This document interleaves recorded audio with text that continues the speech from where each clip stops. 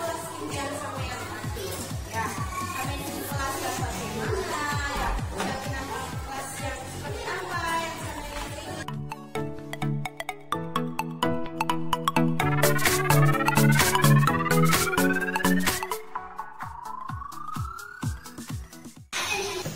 saya ingin kelas yang menyenangkan, menghormati sesama teman, bapak ibu guru, hadir tepat waktu, bersih, membuang sampah pada tempatnya, membiasakan minum es, salam, sapa, sopan, hati-hati. Aman, sejuk, menyenangkan, mengerjakan tugas tepat waktu, bersih, indah, menghormati bapak guru, mengerjakan tiket, saling tolong menolong, bergotong royong, membantu teman sedang kesulitan. Kelas impianku adalah bersih, menghormati teman dan bapak ibu guru. Kita harus hadir tepat waktu, tolong menolong, melaksanakan piket kelas, saling membantu, mengembalikan barang ke tempatnya, menyelesaikan tugas tepat waktu.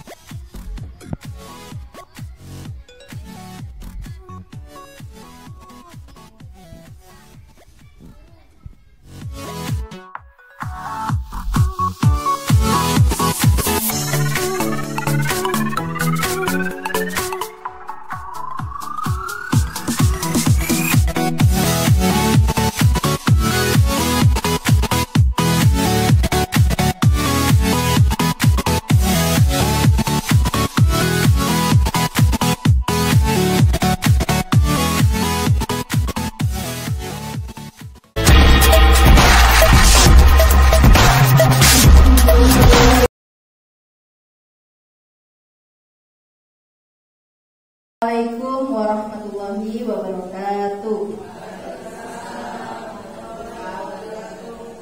Alhamdulillahirabbil alamin wa bihi nasta'in ala umuri dunya waddin wassalatu wassalamu ala asrofil anbiya'i wal mursalin sayyidina wa maulana Muhammadin wa ala alihi wa sahbihi ajma'in. Kepada yang terhormat Bapak Kepala UPT SD Negeri 297 Gresik, kepada yang terhormat Ibu Kepala Kober Tunas Harapan, kepada yang terhormat Bapak Ibu UPT SDN 297 Gresik dan Ibu Kober Tunas Harapan.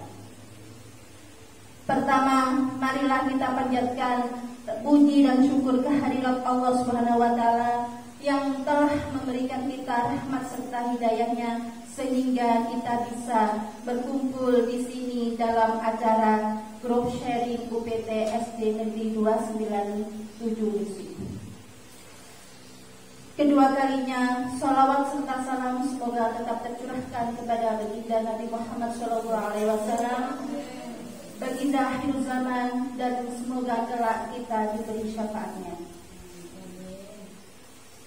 Bapak Ibu sekalian, saya ucapkan terima kasih atas kehadirannya dan waktu luangnya yang diberikan oleh Bapak Ibu. Semoga ilmu yang kita dapatkan nanti bermanfaat. Sebelum acara sharing ini dimulai, marilah kita berdoa dengan keyakinan masing-masing. Semoga acara ini berjalan dengan lancar dan sukses. Berdoa mulai.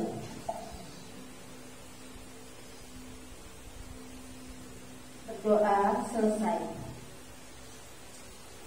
Pada kesempatan kali ini kami bertiga akan sharing dengan budaya positif dengan 6 materi. Materi 1, disiplin positif dan nilai-nilai kebajikan universal. Materi yang kedua, teori motivasi, hukuman dan penghargaan dan juga restitusi. Materi yang ketiga, keyakinan kelas. Materi yang keempat, kebutuhan dasar manusia dan dunia berkualitas. Materi yang kelima, restitusi, 5 posisi kontrol. Dan materi yang keenam, segitiga restitusi.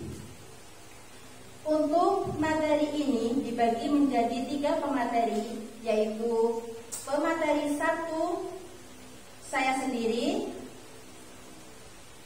menjabarkan materi 1 dan 2. Untuk materi yang ketiga dan 4 akan dijabarkan oleh Ibu Amalia Soliha SPD, dan materi yang kelima dan keenam akan dijabarkan oleh Bapak Muhammad Syafi SPD. Sebelum kita kita ke materi 1, marilah kita bermain-main terlebih dahulu Bapak Ibu agar tidak kelihatan tegang. Ya, kita bermain-main dulu.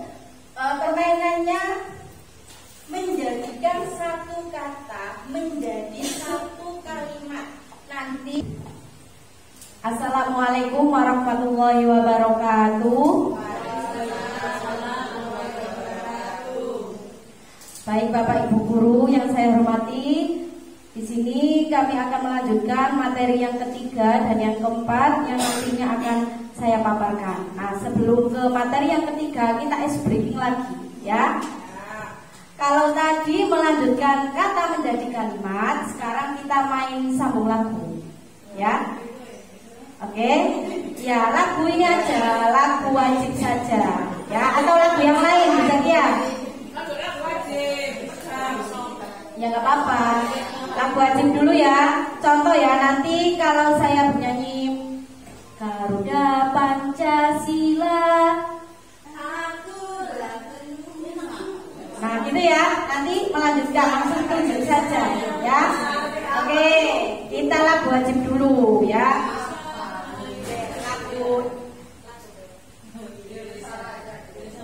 Ibu kita Kartini,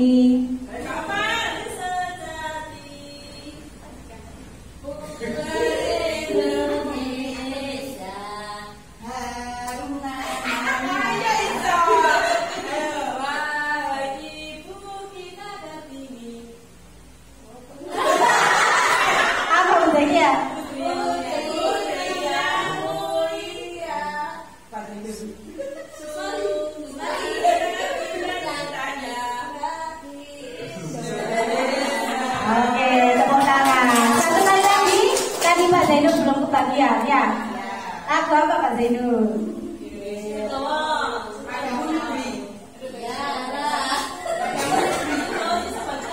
Oke ya. Lagu kedua. Padamu negeri kami berjanji.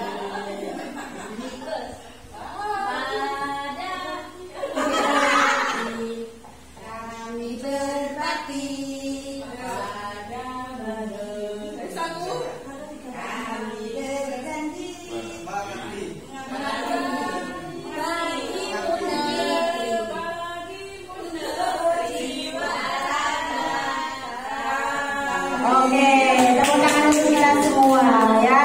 Alhamdulillah masih konsentrasi ya.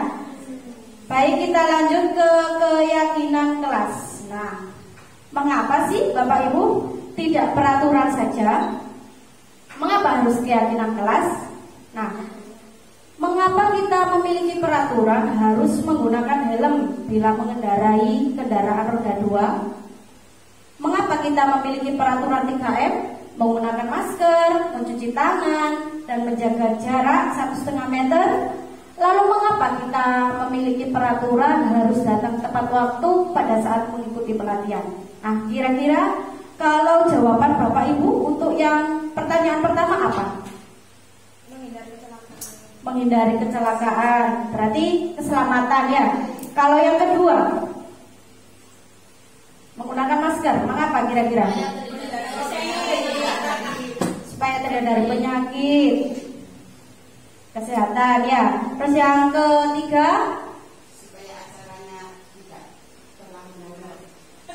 supaya acaranya tidak ya. Nah, berarti itu jawaban kira-kira kan masih dari atau adanya motivasi eksternal ya, supaya tidak ini, supaya selamat. Nah, untuk mendukung motivasi intrinsik itu kembali ke nilai-nilai atau keyakinan lebih menggerakkan seseorang dibandingkan mengikuti serangkaian peraturan. Jadi kalau kita rasa ya, misalkan menggunakan helm tadi, misalkan kalau kita menggunakan helm itu biasanya kan kalau pergi ke kota atau ke Gresik. Nah, padahal kalau kita meyakini nilai dari dalam diri kita sendiri, kemanapun kita pergi, kita akan menggunakan helm, walaupun nantinya biar nggak ditilang polisi ataupun selamat. Nah, itu kalau kita timbul dari diri kita sendiri, maka kita akan sadar bahwa kegunaan helm itu sangat bermanfaat bagi kita sendiri. Selanjutnya di sini menggambarkan lingkup. Nah, ruang lingkup yang pertama yang warna ungu ini menggambarkan peraturan kelas.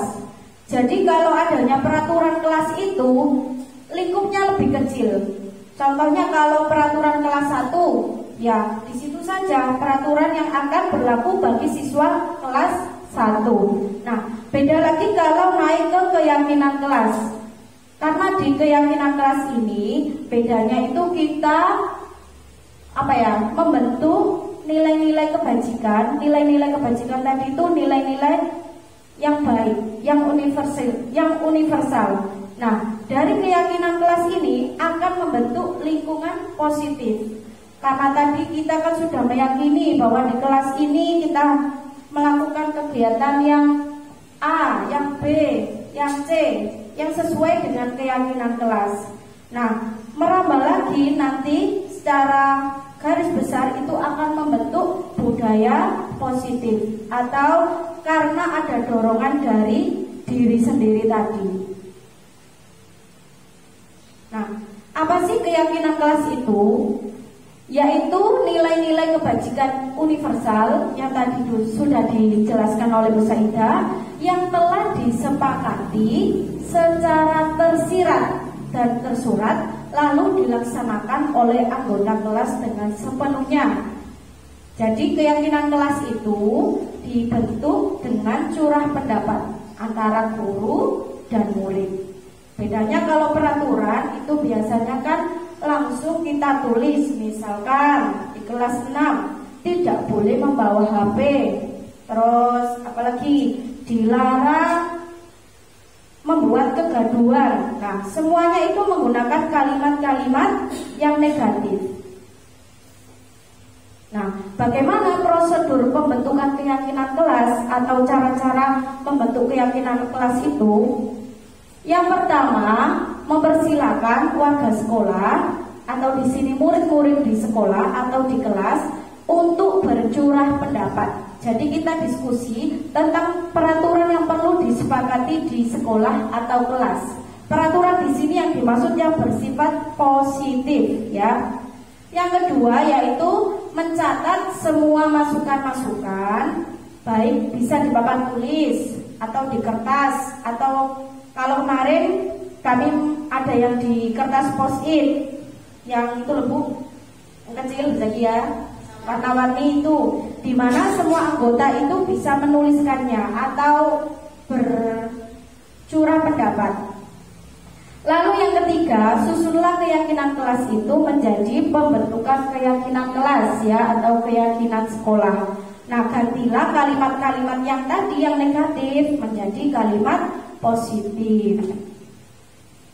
Selanjutnya, setelah kita rembukan, ya, berdiskusi, itu kita meninjau kembali. Kira-kira daftar curah pendapat yang kita catat tadi apakah sudah memenuhi atau menemukan nilai kebajikan atau keyakinan yang kita tuju. Contohnya, berjalan di kelas, dengarkan guru, datanglah tepat waktu.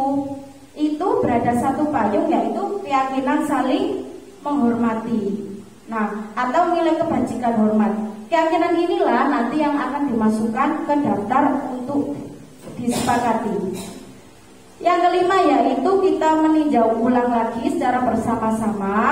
Setelah itu, ketika sudah dibuat, maka semua warga dipersilakan meninjau ulang, lalu menyetujuinya dan menandatangani. Nah, termasuk guru dan semua warga atau murid. Kalau di kelas berarti nanti ada tanda tangan guru dan juga ada perwakilan murid.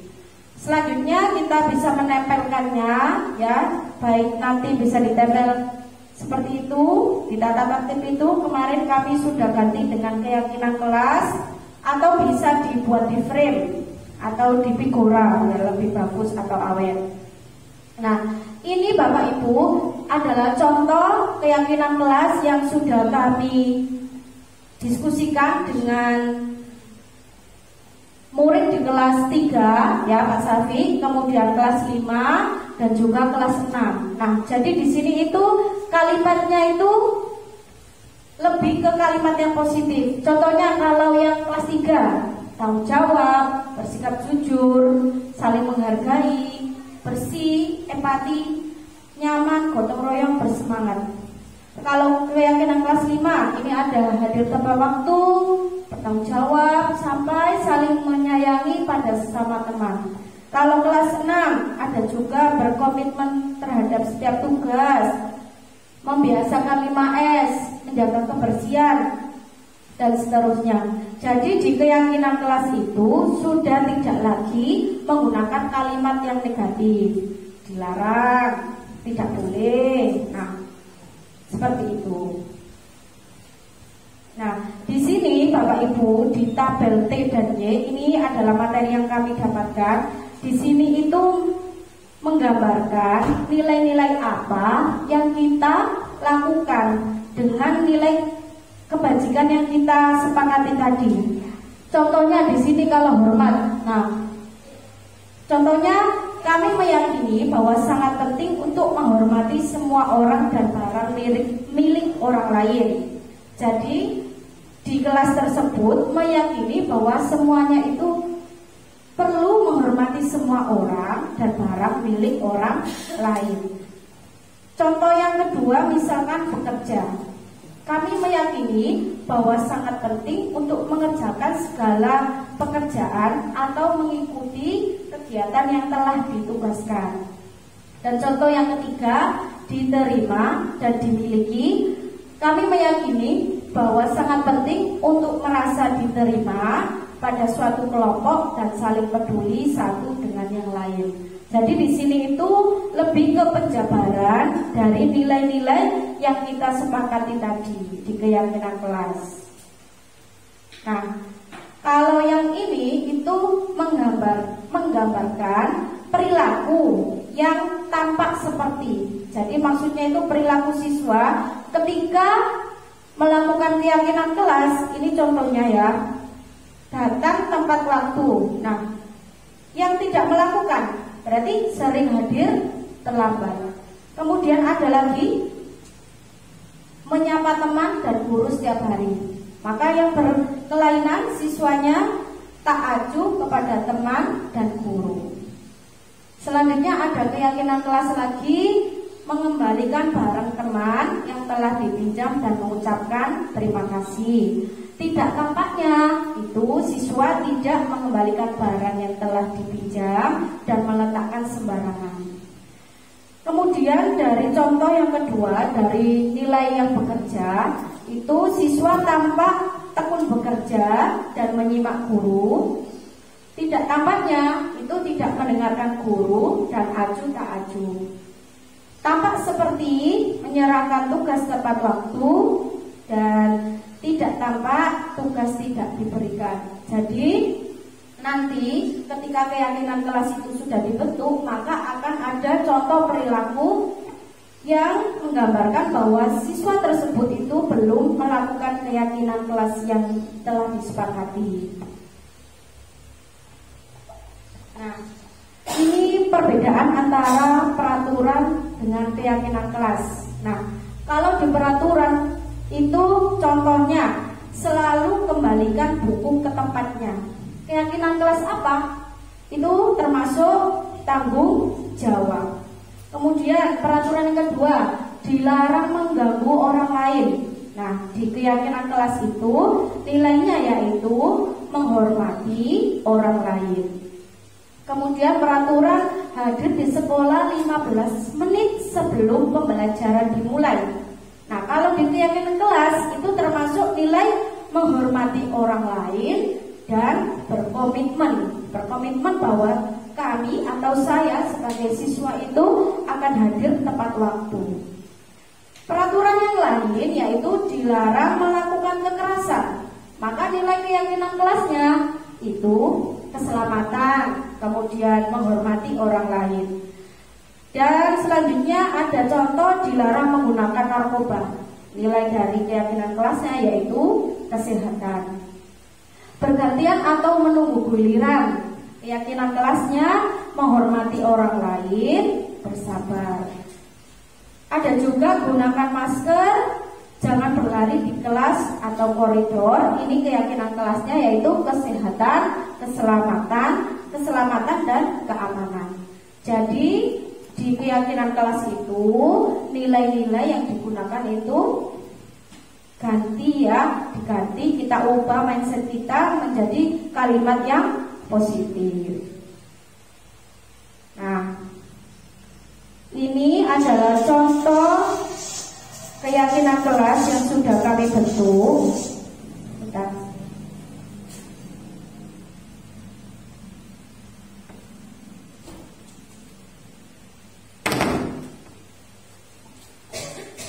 Nah, kita mulai dulu dari keyakinan kelas 3. Nah, ini teman kita Bapak Safi ya.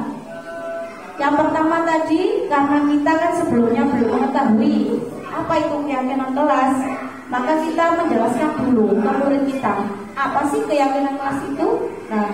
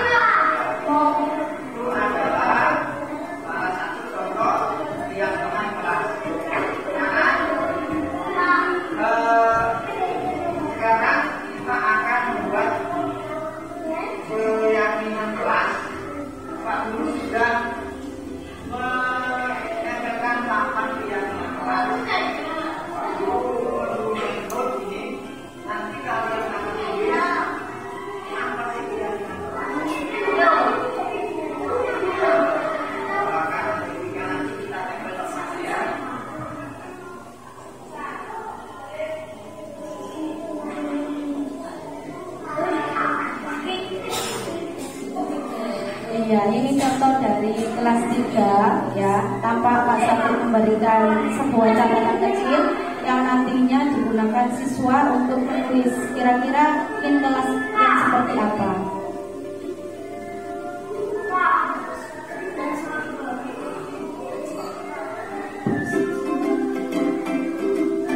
Ini mereka menyusun keyakinan kelasnya.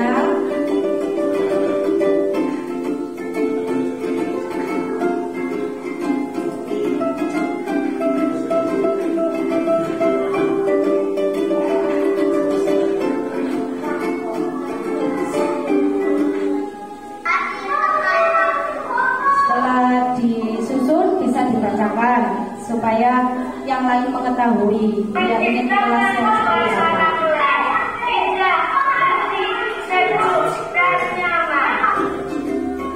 Nah, setelah itu tadi bisa ditempel di papan tulis, bisa di atas karton seperti ini, bisa.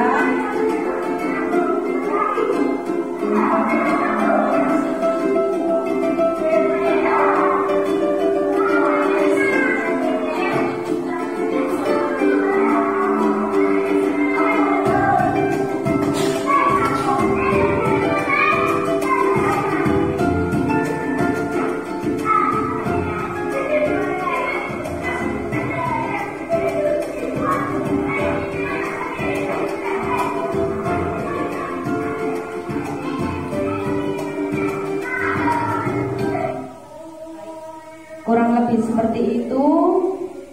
Ini contoh sebentar ya.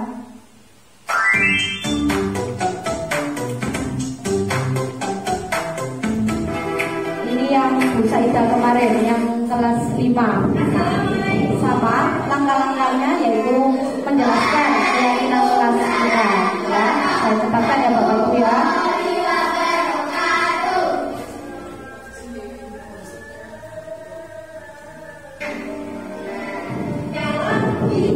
Nah, kalau di kelasnya Bu Saidah ini bisa, ini kan langsung ditulis di papan tulis. Ayo siapa lagi yang belum? Oke, Jadi tetap ada curah pendapat, walaupun langsung ditulis di papan tulis maupun di kertas kecil kayak tadi.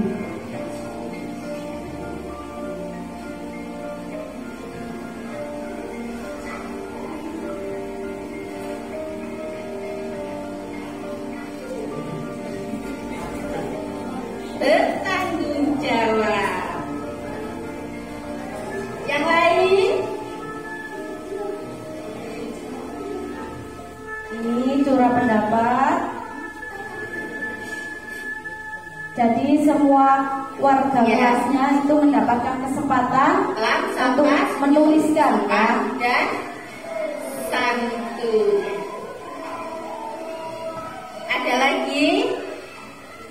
Faiz.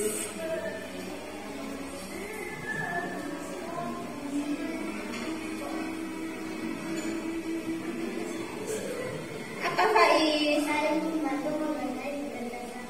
Saling membantu, menghargai dan bekerja sama. Ada yang lain lagi? Sani.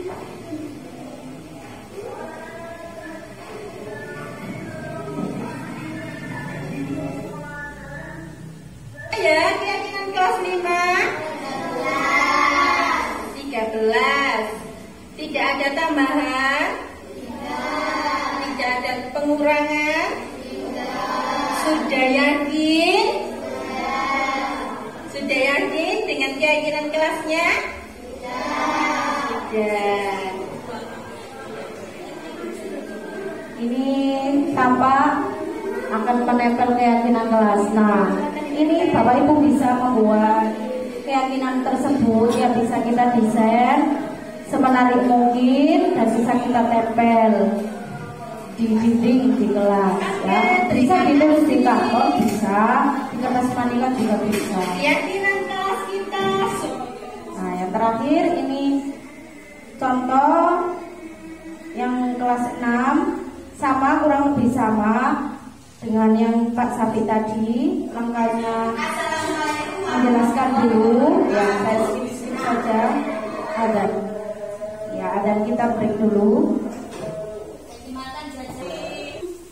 Baik Bapak Ibu, kita lanjutkan kembali. Ini saya skip saja ya, karena waktunya nanti biar mencukupi, karena materinya masih ada 3 lagi.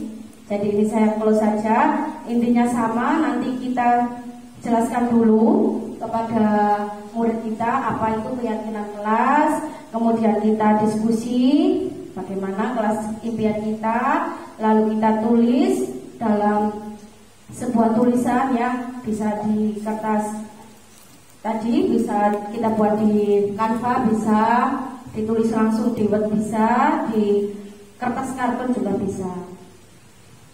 Selanjutnya yaitu materi yang keempat tentang kebutuhan dasar manusia dan dunia berkualitas. Nah, Bapak Ibu, di sini tergambar bahwa ada 5 kebutuhan dasar manusia. Ini menurut Dr. William Glaser. Nah, apa saja sih itu? Yang pertama yaitu kebutuhan tentang kasih sayang dan rasa diterima. Yang kedua, kebutuhan untuk bertahan hidup. Yang ketiga, ada kebutuhan penguasaan.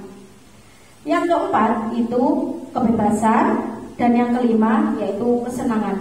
Jadi kita sebagai manusia itu sebenarnya 5 dasar kebutuhan kita itu melingkupi bertahan hidup, kasih sayang dan rasa diterima, penguasaan, kebebasan dan kesenangan. Yang pertama, sebagai manusia, kita itu memiliki kebutuhan yang bersifat fisiologis dan psikologis.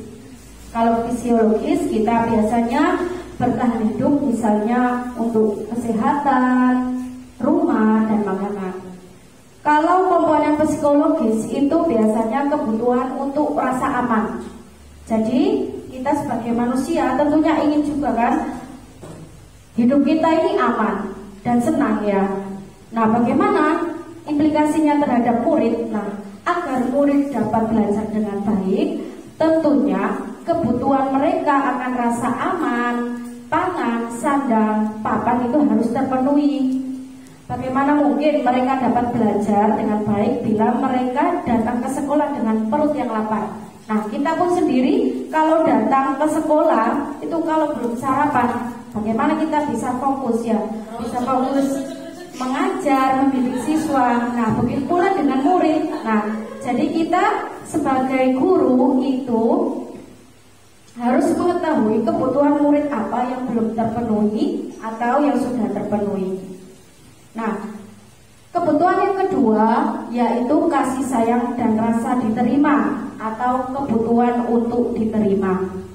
Kebutuhan ini yaitu meliputi kebutuhan untuk disayangi, diterima di suatu kelompok tertentu, kebutuhan untuk menerima kasih sayang, dan juga kebutuhan menjadi bagian dari suatu kelompok. Nah, contohnya kalau kita di sini di UPTSDM 297 Gresik, nah tentunya kita kan merasa butuh, merasa butuh diterima.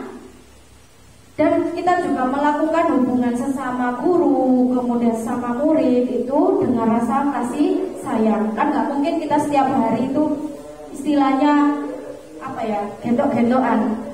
Ya, kita kan melakukan perbuatan atau sikap yang dapat menggambarkan kasih sayang antar sesama. Nah, kebutuhan ini juga meliputi keinginan untuk tetap terhubung dengan orang lain seperti teman, keluarga, pasangan hidup, teman kerja, binatang peliharaan, dan kelompok di mana kita tergabung. Nah, sebagai guru, kita dapat menerima murid apa adanya, yaitu sesuai kodratnya. Karena setiap murid itu adalah unik. Nah, mereka itu sebenarnya memiliki kekuatannya masing-masing. Jadi sebagai guru, kita harus bisa menciptakan kesempatan bagi mereka untuk berkolaborasi dan memiliki ikatan emosi. Nah, sudah tidak zamannya lagi kita itu sebagai guru pilih kasih, ya. Baik itu anaknya guru, anaknya dokter, anaknya tukang beca maupun yang lain-lain. Nah, karena sejatinya murid itu unik, ya. Contohnya kalau di sini, kalau kelas 6, ya, semuanya unik. Walaupun cuma 4, itu sudah beda karakternya, ya. Kekuatannya pun juga beda. Nafas seperti itu, Pras seperti itu, Tovan ya, Nisa. Nah, Nisa ini juga unik Bapak Ibu ya. Walaupun kelihatannya kita kan memandangnya Nisa itu kurang mampu, nah tapi dia juga memiliki keunikan ya. Sesuai bakatnya tadi, sesuai minatnya tadi. Selanjutnya yaitu kebutuhan penguasaan atau pengakuan atas kemampuan. Kebutuhan ini berhubungan dengan kekuatan untuk mencapai sesuatu, menjadi kompeten, menjadi terampil, dan diakui. Jadi kita butuh untuk diakui prestasi dan keterampilan kita, didengarkan, dan memiliki harga diri. Kebutuhan ini meliputi keinginan untuk dianggap berharga, bisa membuat perbedaan, pencapaian, kompeten, diakui, dihormati. Nah, ini meliputi self-esteem dan keinginan untuk meninggalkan pengaruh. Nah, jadi setiap murid itu kan memiliki keterampilan masing-masing ya, keunikan masing-masing. Nah, sebagai guru ya kita harus memenuhi kebutuhan mereka, kebutuhan untuk diakui pencapaiannya, tampilannya bahwa saya bisa loh Bu ini Bu, saya juga bisa, si A bisa ini. Nah, sebagai guru kita harus selalu menerima itu, mendengarkan dan membuat dampak dan pengaruh sehingga siswa itu memiliki harga diri. Nah, mereka sebaiknya diberi kesempatan untuk membuat keputusan tentang hal-hal penting dalam hidupnya. Nah, contohnya ketika belajar, nah kita beri kesempatan kepada mereka. Misalkan kalau ada materi ya tentang menggambar misalkan, atau membuat suatu karya. Nah, kita berikan kebebasan kepada mereka. Ingin membuat karya apa? Tidak harus satu kelas menggambar semua. Ya, bisa kita beri kesempatan kepada yang suka melukis. Ya, kita beri kesempatan untuk melukis. Yang suka membuat apa misalkan? Membuat suatu karya 2 dimensi atau 3 dimensi. Misalkan mereka kalau suka ya kita beri kesempatan. Nah, di foto ini kemarin siswa kelas 6 membuat bola. Nah, ini kan berarti kita memberi kesempatan kepada mereka untuk mencoba melakukan hal-hal yang sebelumnya mungkin ada yang belum pernah mereka lakukan. Kalau Nafa saya tanya kemarin itu sudah pernah membuat dengan ibunya. Kalau yang lain belum pernah. Selanjutnya yaitu kebutuhan yang keempat, yaitu kebutuhan akan pilihan. Di sini setiap manusia itu memiliki kebutuhan untuk bebas. Nah, bebas, kebutuhan akan kemandirian, otonomi, memiliki pilihan dan mampu mengendalikan arah hidup seseorang.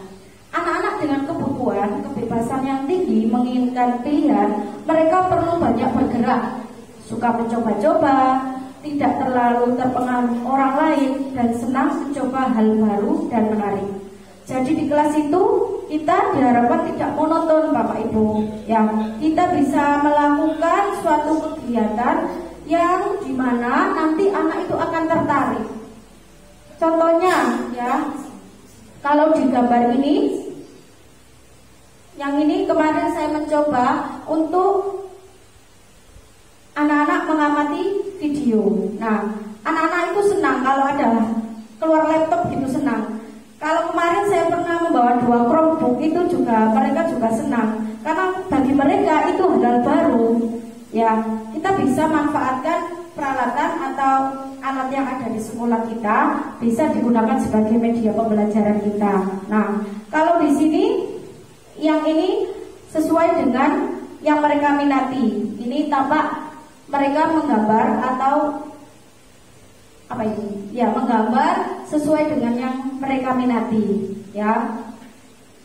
Jadi mereka itu sebenarnya ingin bebaskan melakukan hal-hal yang mereka sukai. Nah, bayangkan kalau murid itu melakukan hal-hal yang tidak disukai, pasti nanti hasilnya tidak optimal.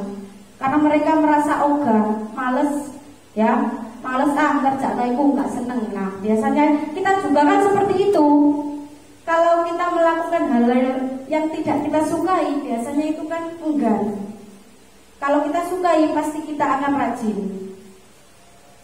Nah, di sini murid harus diberi kesempatan untuk membuat pilihan dan bertanggung jawab atas pilihannya. Nah, kebebasan itu bukan berarti membiarkan apa saja yang mereka mau, tetapi kebebasan itu memberikan kesempatan untuk membuat pilihan, kemudian menyuarakan pendapatnya dengan percaya diri dan memberikan kesempatan untuk mencoba hal-hal yang baru.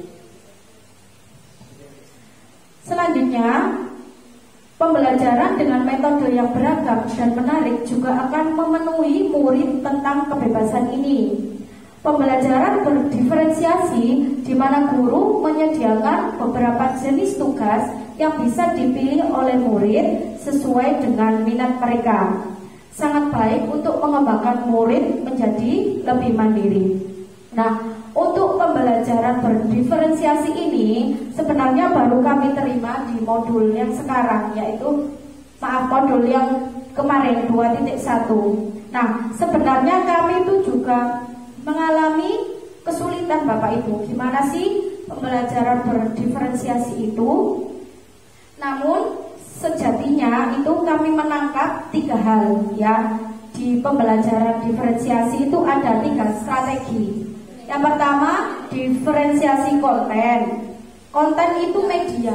Media apa yang bisa kita gunakan dalam untuk siswa memahami. Nah, jadi kita itu bisa sebenarnya membedakan. Contohnya, tapi sebelum membedakan itu kita harus memetakan dulu.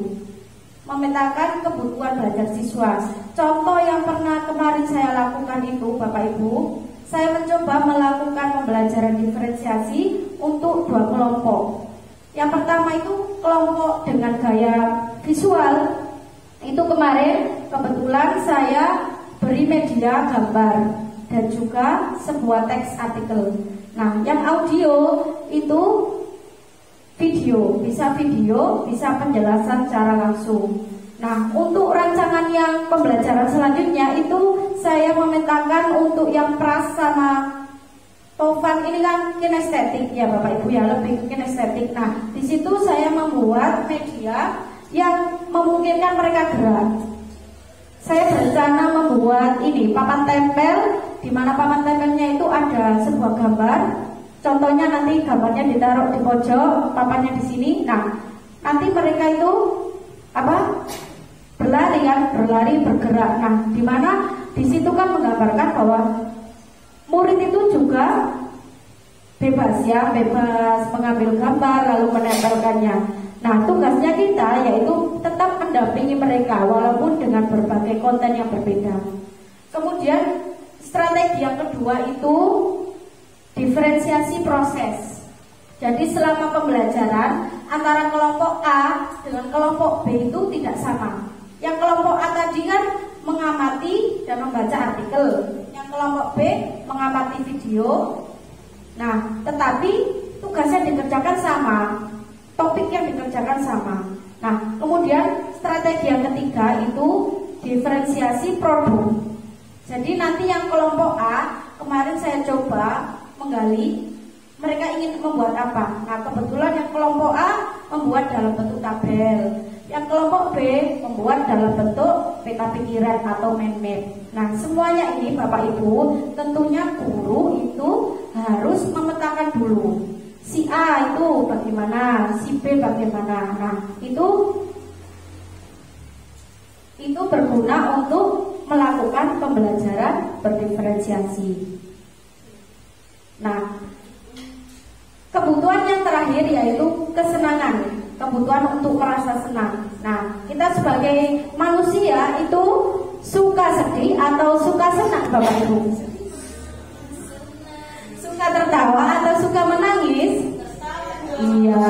Nah, kebutuhan akan kesenangan ini tentunya hal yang paling penting dalam hidup ya. Karena kalau kita merasa senang, merasa happy, ya tidak sedih, tentunya kita akan optimal kerjanya. Nah, begitu pula dengan murid kita.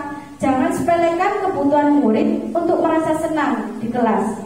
Sebagai guru juga jangan ragu-ragu untuk memasukkan kegiatan yang menyenangkan dalam kelas.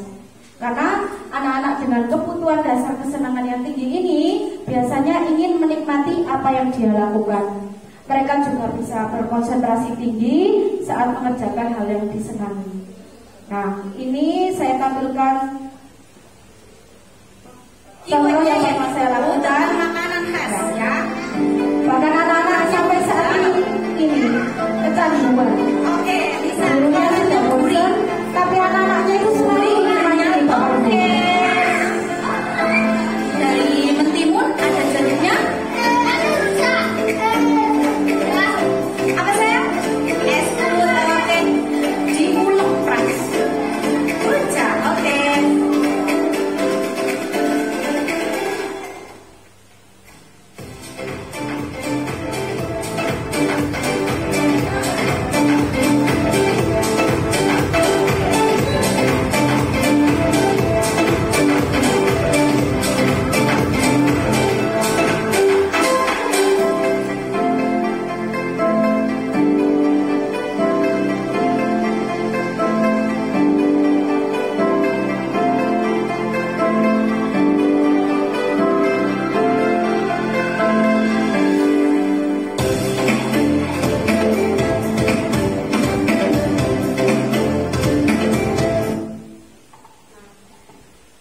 itu tadi termasuk ya salah satu ya, kan banyak sekali, bahkan di TK kan juga banyak ya.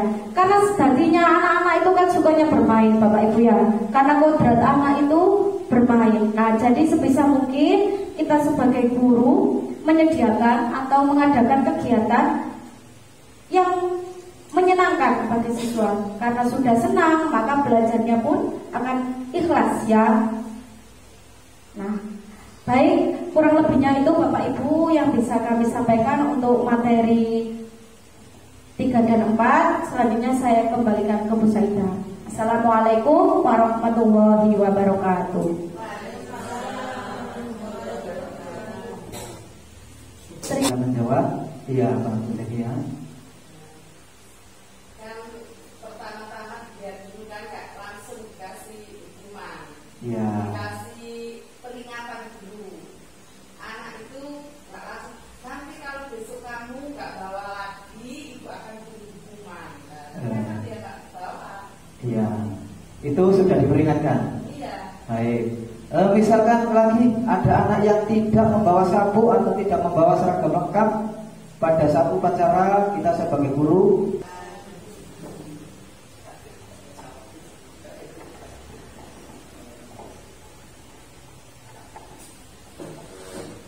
terima kasih kami sampaikan kepada Bapak Ibu. Semoga materi tadi dari materi 1 sampai 6 bermanfaat untuk kita semua. Dan kami akhiri, sebelum kita akhiri kita berdoa dulu dengan keyakinan masing-masing. Berdoa mulai. Berdoa selesai. Akhirul kalam. Wassalamualaikum warahmatullahi wabarakatuh.